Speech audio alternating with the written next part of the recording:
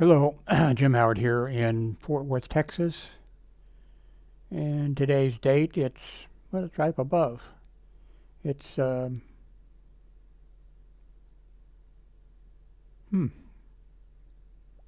that says 11:08. Oh, that's the date. Okay. Yeah, it's 22:16. Jim, what are we going to do with you? I have moved some stuff around. Oh, it's almost 11 p.m. I am tired. I could use a nap, but I've moved a whole bunch of stuff around. I moved the um, modem, the Verizon modem. It was over on top of my little refrigerator by the window, but I wanted it, wired instead of Wi-Fi for my computer. So across the floor, I had, like this much cable, and I, you know, tied it down with ties, but I was starting to, trip over the cable. So a while ago, I moved. The modem is over here. Um, let's see if you can see it here. Well, you can just barely, I'm touching it. You can just barely see it. Let's see, do I need to adjust this camera at all? Maybe this camera should go. Here is the middle.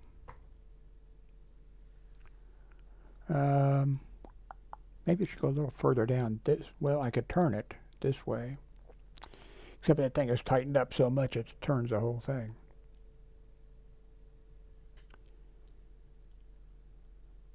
Okay. Only problem with that is there's the door right there. And not sure I want the door. And sometimes I have the door open. I don't think I want to be able to have you look down the hall and see the living room or something. So maybe I should go down here like this and adjust it a little bit like this. Well, now you can still see the door. Well, but of course you got a good view of the modem. Except, of course, this is the back side of the modem. On the front side, you'd see the green lights. Right now, 2 green lights and 3 green lights is the most you can get. But apparently service works just fine with 1. So let's see here. This is the Avery Media camera. And I don't know.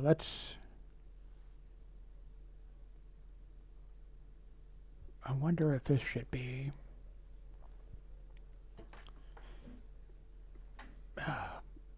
I have a whole bunch of those. I need like one of these with a handle on it so I could adjust it, but let's see if I can loosen this a little bit and go. Oh yeah, I think that's much better, isn't it? That is much, much better. Well, let's see. The computer blocks, that big black piece, that's the computer. I could lay the computer down though, but I don't think that would, give us anything special. But with this view, you see both monitors. You see my medicines. I have a whole bunch of medicines, but you see my naproxen for the pain, and it works well for me. And then I have the water pills, which I don't know, it just makes you urinate, and I need to urinate. But on the other hand, I have a bladder that, it's not an unusual thing, but I have a bladder that retains urine. Normally, a human being, your bladder, fills up or gets close to filling up or something like that, and your body gets a signal, oh, okay, hey, you need to empty that bladder. And so then you go and you take a piss, and you piss, and then you've emptied your bladder, and then you get a signal, okay, well done, your bladder is empty. Now, myself and other people, there's a lot of other people like me. Take me. I have to urinate, and I get a signal. Whoops! You need to urinate, and you need to urinate right away, or I'm going to empty right now wherever you are. I get that kind of a signal, and I go and I urinate, and I'm urinating, and then my bladder sends me a signal. Oh, great, Jim, you did wonderful. You emptied your bladder. No, I didn't. I emptied a little tiny bit of it. And then, so I've been told by my bladder, Mr. Bladder, we're on personal terms, and that my bladder is all empty and I can do something. I can go out and run a marathon. I can walk blocks. I can do all kinds of things. No, I can't. 5 minutes later, 10 minutes later, you need to urinate. And it doesn't do any good to say, Mr. Bladder, you just told me it was empty. It doesn't do any good. He doesn't listen. He lives in his own little world. So I take pills, and they don't really help very much. I'm sort of looking for, okay, what can I do? What can I eat? What can I not eat? Don't take water pills, do take water pills. So old age is just wonderful. If you're a young whippersnapper, I bet you're looking forward to old age, aren't you? It's going to be wonderful. Your retirement, you can go out and do all these kind of things. No, I don't think so. You're probably not going to have the money to retire. You'll probably have to keep working. And you're not going to be able to go out and do those things that you maybe do now. Go for a run or a jog or go out fishing or yep, you're old. No. Okay, so we have this camera all set. Jim Howard, do not touch. Maybe I should print something out with the printer, except my printer, when I try to print anything, I think it's deliberately set up and designed that way. It prints a whole bunch of pages. And I know I can go in there and say, no, just print one page. Just print 1 to 3. Or do all that kind of, nope, it doesn't work. It prints, it just wants to keep printing shit. It prints out. So, conspiracy. It's the printer industry. Or is it the ink? I bet it's the ink industry. So, now this camera over here looks good. Good view. My one BBS-com mug. That's the only thing I got. I went to the thing in Colorado Springs, and all the great people were there. The guy who came up with the first bulletin board, he was there and spoke. Actually it turns out kind of a shy guy. Anyway, I have another mug. Okay. This is my KERA radio, public radio mug. And I donate money. I really can't afford to donate money. I'm barely making it. I'm not even making it. But I donate money to them every month. I think it's $10 a month is all. Where is my other mug? Okay, I don't see it. Oh, that's my BBC, British Broadcasting Corporation mug. And where is it? It's around here someplace. Well, I had to move everything in order to move everything. In case you're wondering, I think you probably know this here. Our very smart, government people, the best scientists and best military men, the best of everything. They, many years back, they set up a rocket and a plaque and everything to go out into outer space. They set one up to go and just keep going until it runs into some civilization. And this is a gold plaque. It wasn't that big though, They sent a gold plaque. I think I have one the size of it, except not gold. And on there is the scientists all got together, the brains. They didn't include me in that. I wonder why I wasn't contacted. I think if I'd have been contacted, I would have said, are you guys fucking crazy? You're sending this out into outer space, hoping that some type of civilization someplace finds this. And you're showing what we look like. You're showing where our planet is in the solar system. You're giving directions to how to get to us and a whole bunch of other information. Are these guys really smart?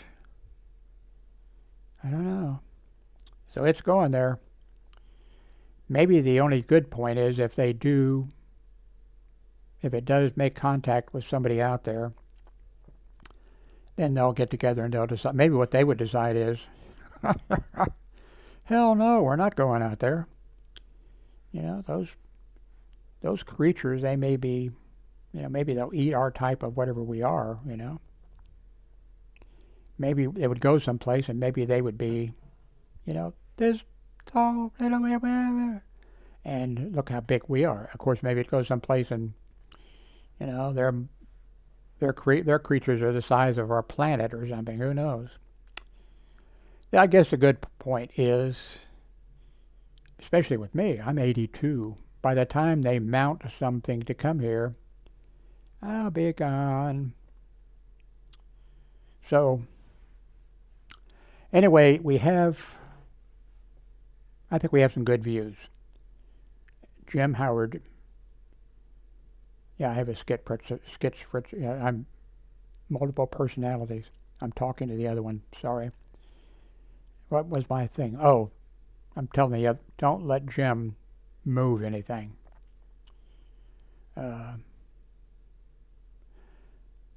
Let me jump over here and go. Where do I want to go? I want to go into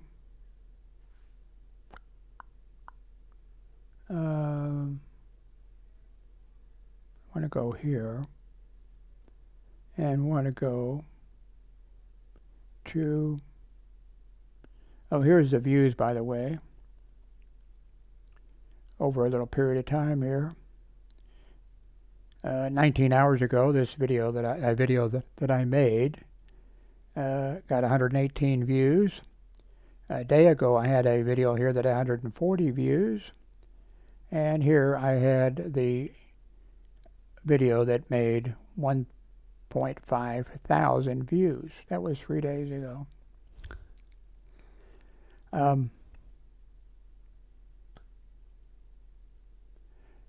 I mentioned that in a previous video.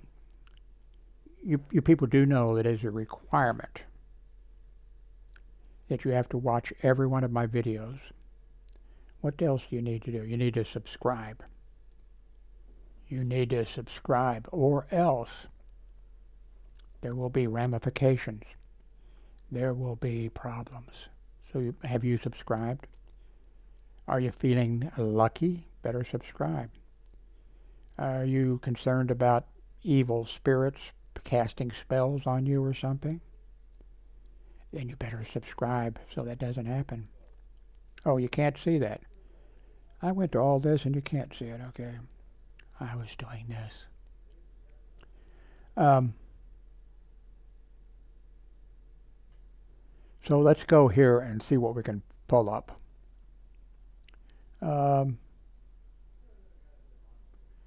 Let's see. What should we go? Let's see. Let's go to.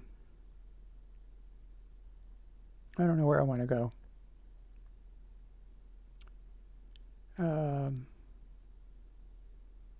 Well, let's do this.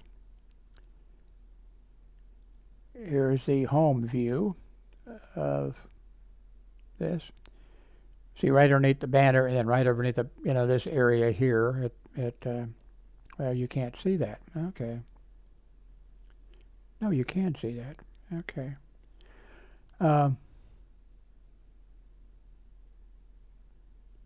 So this is the latest views, or the latest videos, and you can, here is videos. Oh, okay, here's the latest. Okay, this is the latest views, and you can look at them that way. Here's the most popular views. Here's a 50-second video from 15 years ago, 102,000 views. Here's one about a pill cutter, 9 years ago, and so on, and it goes. I don't have this camera anymore, but I think my ex-wife, I don't think it's hooked up to her computer, but in the living, I think that's the one she decided she wanted out of all of them.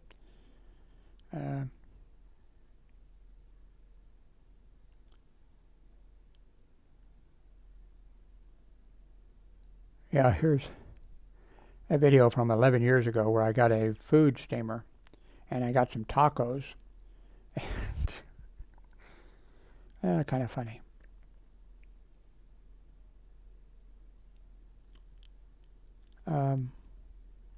So, and then there's the oldest videos. Latest, popular, and oldest. God,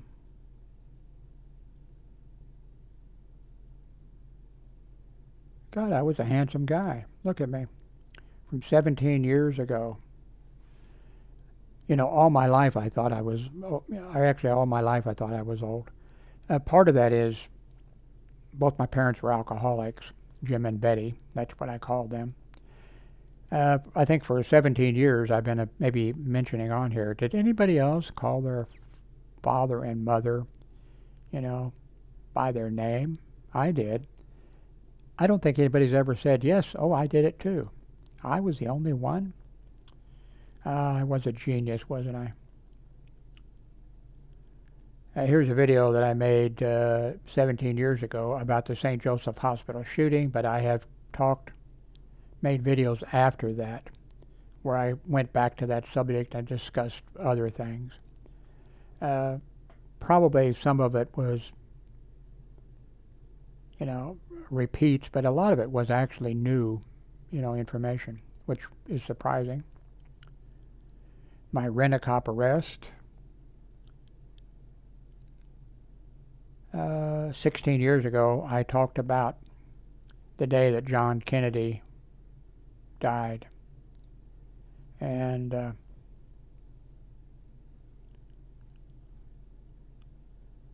I wish I'd have I went to Hollywood Beach in Florida, and this video was only 27 seconds. Because I think that was 15 years ago, and I think that was like really the first time, I think, that I went to the beach in Florida. And I started making a video, and then there was a guy coming from, well, I guess I could pull it up for you, couldn't I? Hollywood Beach. December 3rd, 2007. There he is. This guy walking or whatever. That was I think the first time that I went to, oops,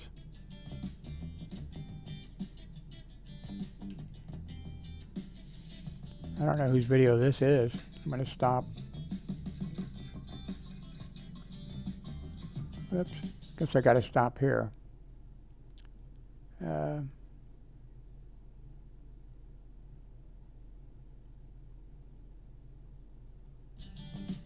Oops. Let's see. Exit full screen. Okay. Okay. Anyway,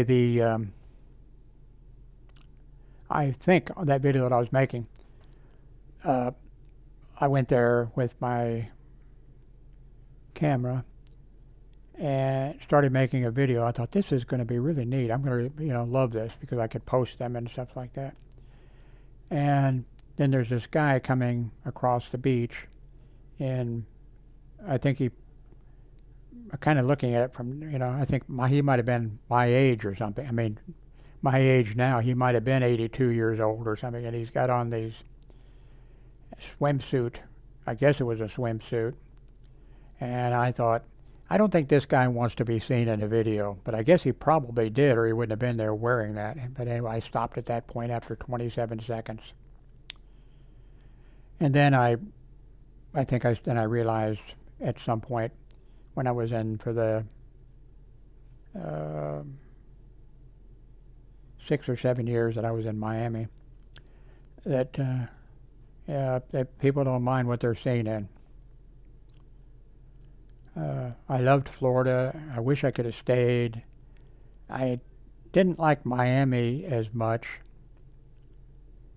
For a number of reasons. Some of them, if I went through the list, you'd probably say, "Aha, you're prejudiced." And I think I'm probably the most prejudice-free person. But when I was in Miami for so long, I decided, hey, I fought against racism. I fought against prejudice against gay people and other things. But then what I think I decided, I think I even told myself, I think I even made a video saying, I've been,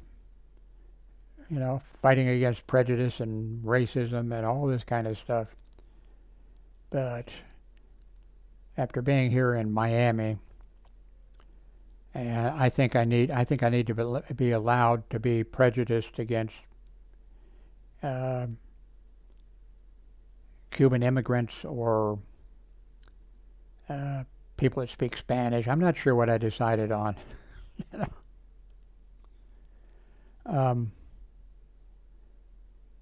Quite a few years ago, I was making, because I stopped working hospital. Well, sort of. I stopped working hospital security after 30 years of working it. And but then I did end up going to Orlando, I think it was first, and was there about a year, I believe. But then later, then I came to Texas, and then I think that's when 9/11 happened, I think. And then I ended up working control tower security for the FAA at Love Field and I forget the name of the other field. And then I went back to Miami for 5 years. When I was in Miami, I decided, no.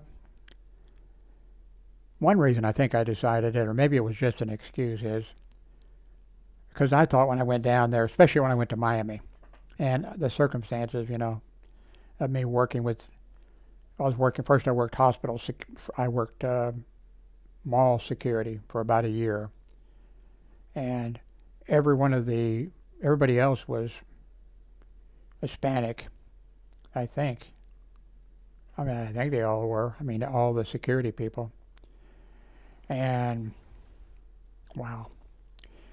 If you ever want to watch a couple funny movies, maybe they were just funny to me, Mall Cop 1 and Mall Cop 2.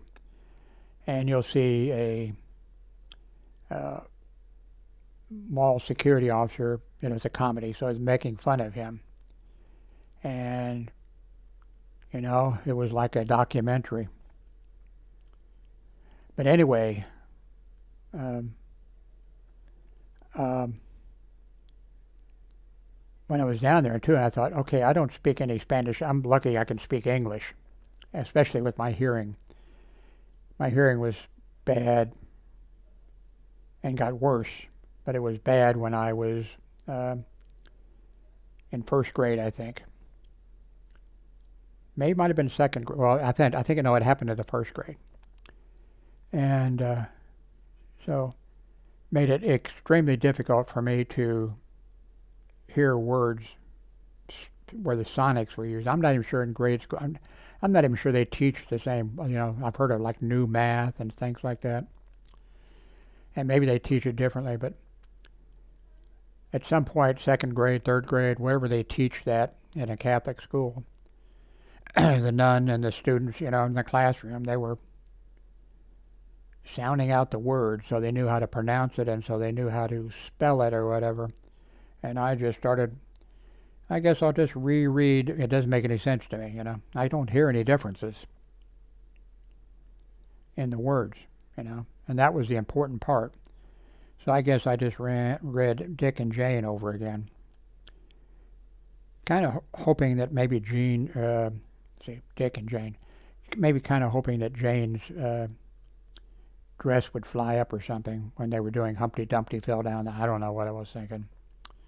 But, so anyway, so when I was in Miami, I found out, at first I thought, man, all these people are going to be prejudiced against me. And then I found out they're all prejudiced against each other. I swear to God, I told this to a couple people, maybe my ex-wife, who else do I talk to, maybe to a few other people. Because I think somebody laughed when I told them. No, it didn't happen. I said, yeah, it did happen, This supervisor, that was when I was on the midnight shift working mall security. And he saw that like the other security officer. He said, oh, I forget the name. Let's say Juan. Juan over there. He's from Cuba. They're no good. They're terrible people. Oh, they're terrible people. Then, the next day or whatever, I saw Juan or whatever, and he says, oh, the supervisor there you were talking to, they're, I think he was from Honduras or something or other, something like that. And he says, they're horrible people. They all hated each other. And I thought, okay, well, I don't speak Spanish, but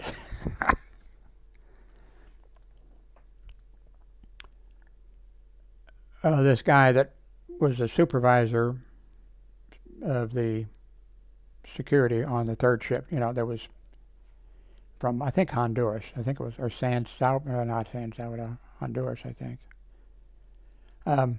He told me, and he was telling me too about, you can't trust these people, whatever. Except like he was talking about a Caucasian white person or whatever. He said he worked for he went to get hired by a contract security company. And they provided security for a whole bunch of different places. But he went to apply, and this guy, the owner of the company, so maybe it wasn't, no, I think it was the contract guard agency, not the factory with the plants or something, because I think it was contract guards. And he said, oh, amigo, or whatever they say, I see you're from Nicaragua too, and they talked about, oh yeah, their buddy. He says, okay, I'm going to hire you and make you a supervisor. You're going to be a supervisor, and they were I don't know if they were warehouse. I get maybe a variety, but this big area or whatever. They were large warehouses or things like that. So there would be a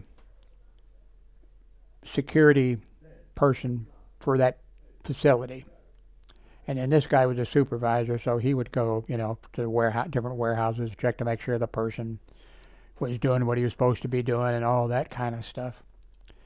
So anyway, the owner who's hiring this guy, he says, now, okay, there's only one thing you got to do. There's this guy, and he made it clear that the guy was, not Hispanic. He was Caucasian, American, I don't know, whatever, one of us.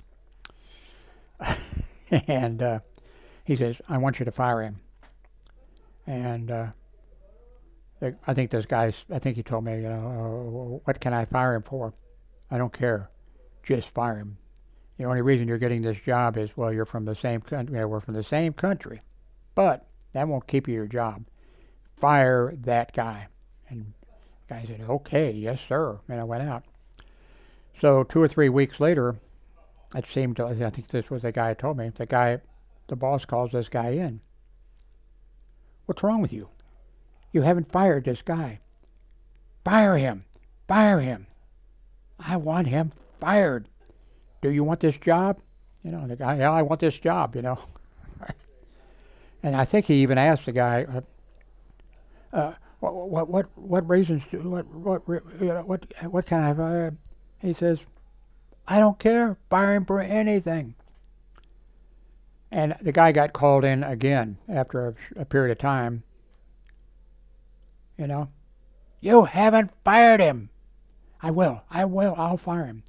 So this guy told me, and he was like proud of it. The whole thing was like, why would you work for somebody like that? Anyway,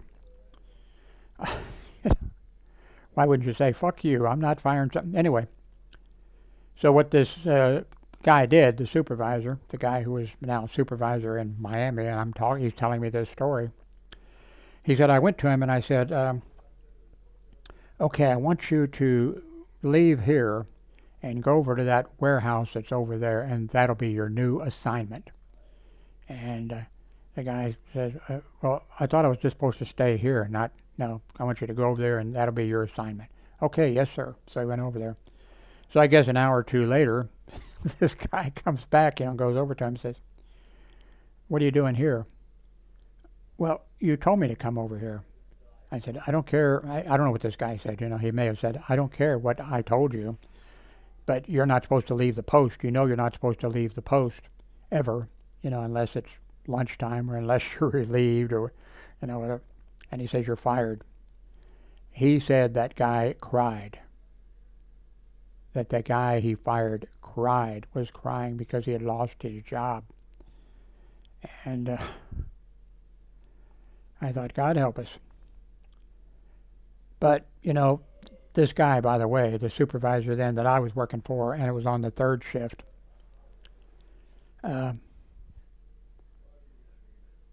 he would wait every morning. Like, we got off at 7 in the morning, I think, and he would wait till like 9 in the morning. He'd be waiting outside there at the parking, the parking area where the supervisor for the mall was, coming in to park. And he was waiting for him every morning when the guy got out of the car. And then he'd go over and then he'd start telling him anything, I guess, that was going to keep him out of trouble. I guess saying somebody else did wrong. I don't know what I was sickened by watching that. Well, I wouldn't have been able to watch it because we got off at the same time. Maybe that's when I was working the day shift. That might have been when I came in for the day shift. This guy was working, but I saw that maybe in the morning. But that was, that guy could kiss somebody's ass so much, and do it. Then I'd work there a while, and Oh, two, something that was going on at that mall. They had contract security, and they took one of the national companies, the company that I was, working for, that specialize. A lot of these contract agencies, they specialize in something, uh, you know. And this company that I was working for, and the rest of us were working for, they specialized in mall security. Everything was designed for mall security. That's why we were in, Florida, Miami, Florida. And while I was there, they said, okay, the training thing this month is on ice storms and blizzards. What? You know? Yeah, ice storms and blizzards. That's because the head corporation, wherever it was, in California or Las Vegas or wherever it was, they had this list. And okay, all the malls, across the United States will now do, the thing on blizzards. I was working down there, and the guys I was working with had never seen snow. Now, some of them had, because some had traveled outside of Florida. Um, but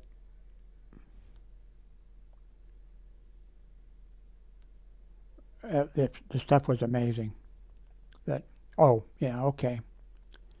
So, okay, mall security, the company. Now, there was a guy there. He was kind of arrogant, and I think he was trying to be something that he was. Well, maybe he was. I mean, but he had been apparently the assistant, in uniform, and for that mall. And he was hoping that one day he was going to be the director of security, for the mall, that the corporation, let's say in New York City or whatever, that was going to pick him. No, they never picked him. Probably because the guys who got sent there were not going to recommend somebody that was their assistant, because then he'd get their job or something. So anyway, so this guy comes in, a new guy. Okay, now he was like, I only worked that thing for like a year. I swear to God. That was a mall security. Yeah, I only worked there about a year. And this was the third director of security that came in a year's time. What in the fuck is going on? And he comes in. So, and he told me, because he seemed like he was a pretty nice guy and pretty down to earth and everything, and he was talking to me, and he says, oh, my wife and my kids are so happy, I forget where they were from. And he said, Miami, Florida, this is where we want to come. This is just great. And then I was thinking, I don't think you're going to be here very long. I didn't say that or anything. I think he actually mentioned, they've gone through several people here, I said, yeah, they have supervisors,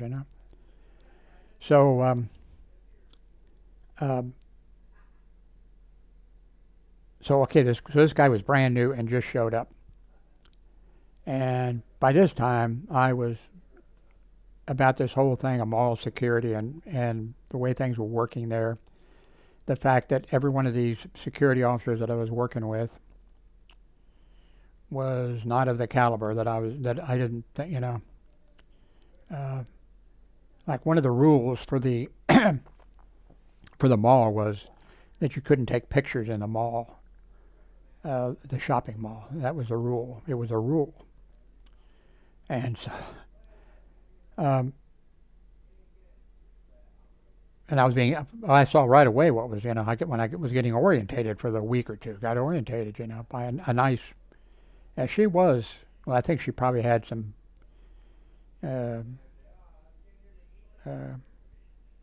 Latin blood in her maybe, but she didn't look, but she was a real nice, and she was the day shift supervisor. And she was very helpful and everything. But so I don't know about her. Probably her too, though. So no, photo taking in the mall. Okay. So then when I'm with the other supervisors or whatever, and the guys, somebody's taking a picture of, maybe a wedding dress, that they're going to, and I can understand the reason for not taking pictures at that time, and I think probably that has been done away with. Everybody has a cell phone, and everybody wants to take pictures. They want to take pictures of what they eat, the pictures of everything they see. They've probably done away with this now. I don't know. But the security supervisor was showing me around, and somebody was taking a picture. And so he goes over and says, "You can't take a picture here." And a person says, "Oh, I just want to," "No, you can't take a picture here."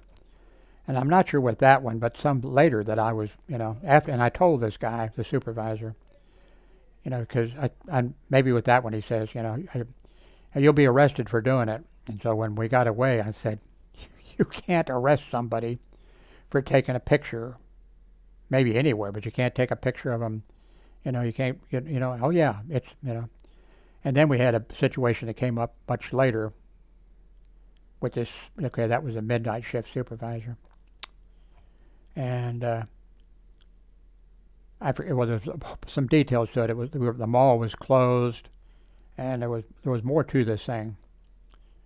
But anyway, this guy shows up, and he was an employee, and he showed up, and he was taking pictures or whatever. And then the supervisor came over. It was like three of us that worked, the midnight shift, and he comes over, and he's telling the guy, "You can't take pictures."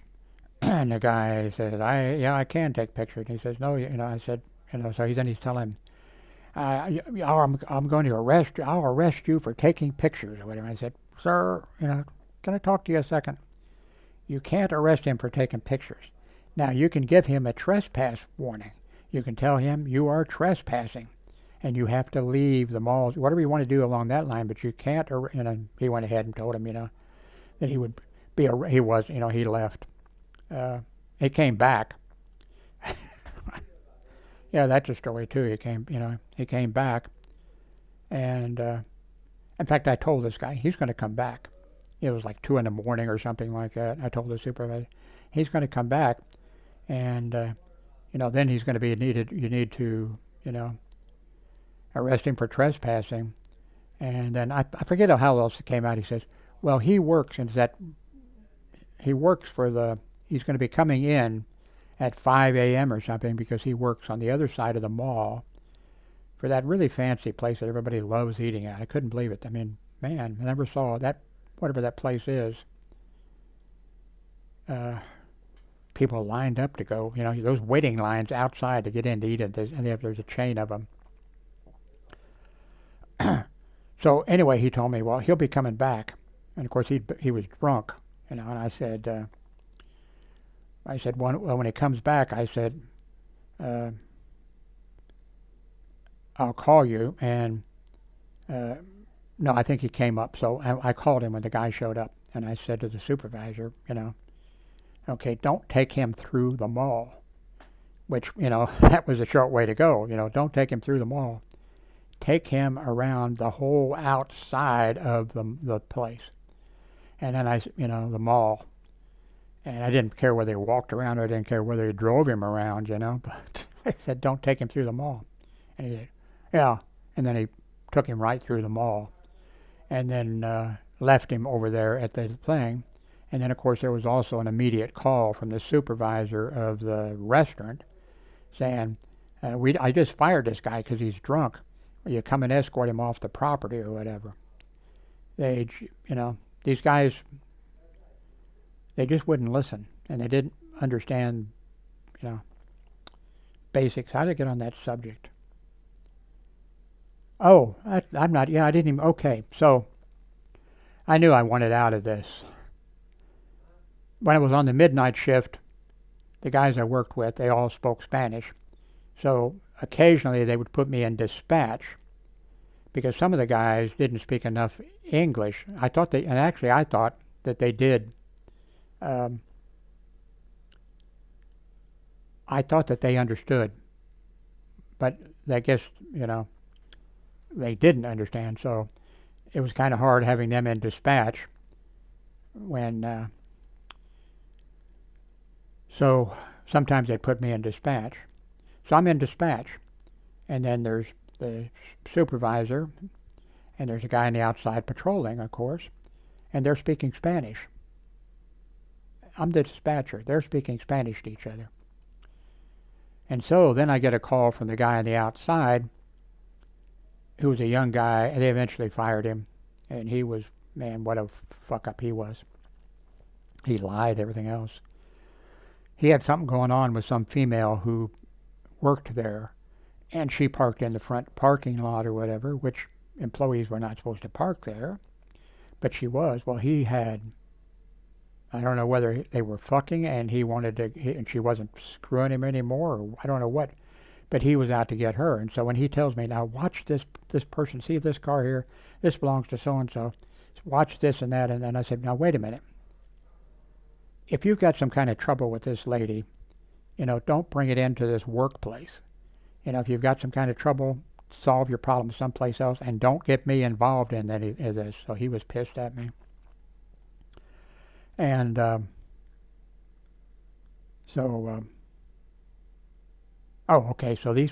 he was in the patrol car. And so then he calls me. Jim, call the police and have them come here. And I came back and I said, come where? Where are you? And he said, no, just call the police and have them come here. And I said, I need to know where you are. I need to know what they're responding on. No, just call them. And I said, no, the police are not going to come until you let them know where you want them exactly and what they're responding on. They need to know that. And no, you just call them, So I called the police, and made a little something up or whatever. And it was totally, totally stupid. He eventually was fired. Oh, okay, that was the deal. Okay. A new director of security had been hired in this mall, Dadeland Mall. I guess I shouldn't have said that. Dadeland Mall in Miami. In a year's time or less, they'd gone through 3 directors of security who were sent from other states to come with their family. And that company was paying for their moving and everything, everything. And this poor guy, he showed up and he said, oh, we're so happy to be in Florida. This is going to be great. And I think I said a little something, there's been a turnover here. And, oh, yeah, I wondered about that. And I said, I don't know. So this guy had just been hired in. And then the mall for the first time, like when I hired in, and I guess the rest of the guys, the mall manager, we were taken to his office and to be introduced, and that was it. So he comes to our meeting of our security officers for some reason. I forget what the reason was. Well, what he did actually was, remember the guy I told you about that was my supervisor who waited every morning outside for this guy to show up. I mean, he waited an hour or 2 for this guy to show up. Oh, my God. So anyway, the mall manager says, nice to meet all you guys. And Mr. So-and-so, here's the new, your supervisor, director of security here. And then he says, the one thing I hate about coming into work for me is so-and-so. And he pointed out my supervisor, the midnight shift supervisor. And whatever, let's say his name is Raphael. I don't know. Raphael waits for me every morning outside when I get here and then tells me everything that's going on. And I'm sick and tired, and it goes on and on. Now, okay, Raphael, that's not his real name, was doing that. But, okay, that rubbed me the wrong way. I was enraged. And I think maybe that manager could tell. Maybe I was looking daggers at him or something. I don't know. He didn't show any indication that he knew. Maybe I was controlling it good. but I wanted to fucking kill him. Or at least I wanted to get up and say, sir, if you have a problem with this guy, you need to talk to him privately and not in front of all of us. And I was going to tell this guy some other shit. And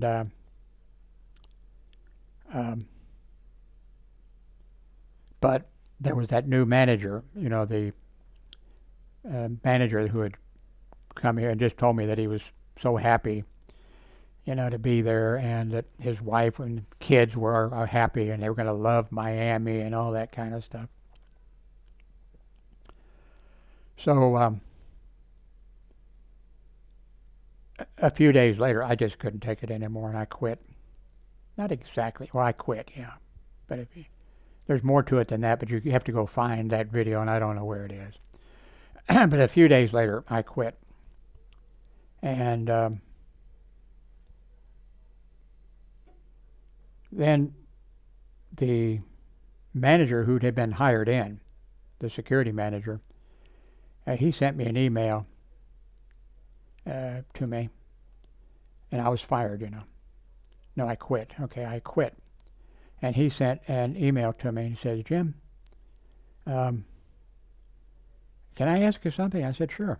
He said, you won't get upset or mad? No, He said, the manager of the mall manager told me that I was to fire you.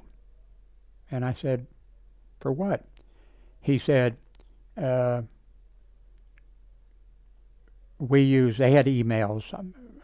I didn't have one assigned to me. I didn't want one. I had plenty of them. I was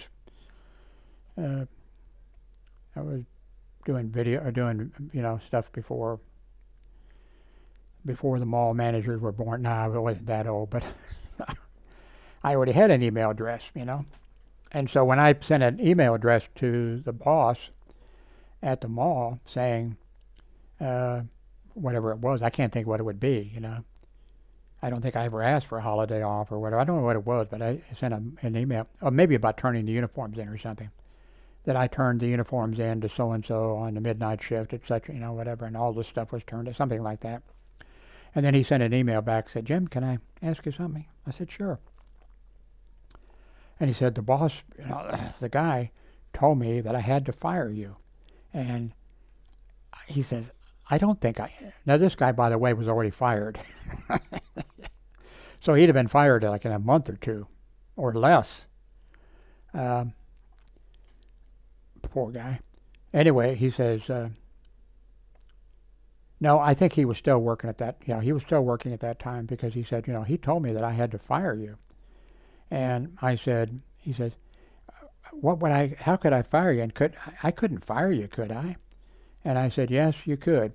I said, I've got a WordPress site and other sites on the internet. And I said, companies can fire somebody, for almost anything that they say. No matter what they say, if it's online, you can fire somebody for it.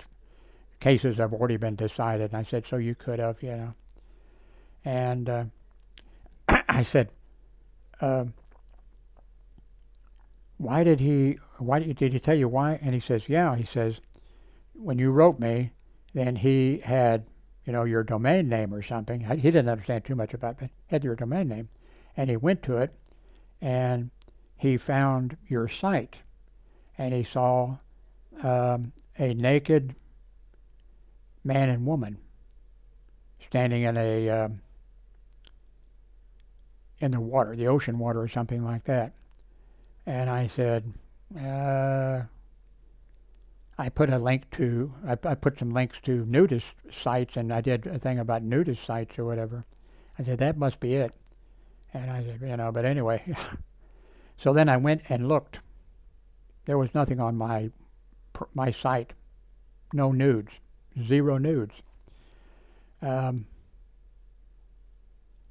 then I went to another site that I had linked to, which that person had nudist information or whatever, sites you could go to, and there was a nudist club, I think, where this guy lived in the city that he lived. There was a nudist club that met once a month or something like that, but there were no pictures.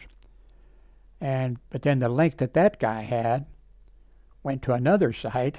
I clicked on that, and boom, there was a picture of a man in, such and such nudist camp, and here's a phone number to call, or at an address or whatever, and stuff like that. And so there was and all you saw was this couple standing in the water. So the water was like up to here, and so you couldn't see, below the waist on any of these people. And the woman, her breast did show, sort of, but there was a shadow, I think maybe cast from the guy. You really couldn't see anything. I mean, you really couldn't see anything. I said, oh, that's it. So, the best part is to come. Oh, yes. I know I've been talking for almost an hour. The best part is to come. I get another, shortly after, not long after that, actually the guy who was the mall manager and wanted to contact me said, yeah,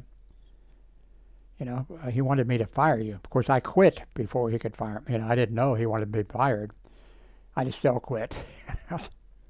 But he said, well, I have found out why the security managers at this place don't last very long. He said, I went up to check in with the mall manager. Are you ready for this? He says, I went up to check in with the mall manager, and I went into his office, and the mall manager was giving a blowjob to one of the employees of the mall, a male, was giving a blowjob to this male who worked, I forget exactly what his job was, but he was giving him a blowjob. And he said, when I saw the manager, right after that, I said, I'm sorry I walked into your office. I don't know exactly what he said. I should have knocked. I don't know what he said. But he said, I'm not, that's private. I'm not, I don't know exactly what he said, but I guess he tried to be, but he was fired immediately. The company was contacted, and they sent somebody else down there. So, God, I got a million stories. The one hospital the last hospital in Kansas City, Missouri that I worked at, I worked for them 18 years, and I had moved around a little bit. I worked out in they built a hospital. I had to file a grievance to get out there, but I worked out there because they built this hospital. I could see it almost from where I lived, and I put in for it, and nobody else, in the beginning when it was announced they were building a hospital out there, 7 or 8 security officers put in, yeah, I want to work when that place is built. And of course I put in my name. Of course I was new, and so when the hospital was built, none of these other guys wanted to work out there. I was the only one. And I had to file a grievance to go out there. And I filed my grievance, and they sent me out immediately as soon as I went in for my grievance, And the guy, actually the director of security, was retiring, and so he was having the lieutenant do it, who was not very smart, except he knew how to keep his job. And so anyway, I think I went through this before, so I won't go through with it, but I was immediately sent out there and worked out there 9 years. Anyway, there was more to it, but that's this is going to be an hour video. There's no extra charge when you kick over into the next hour for you.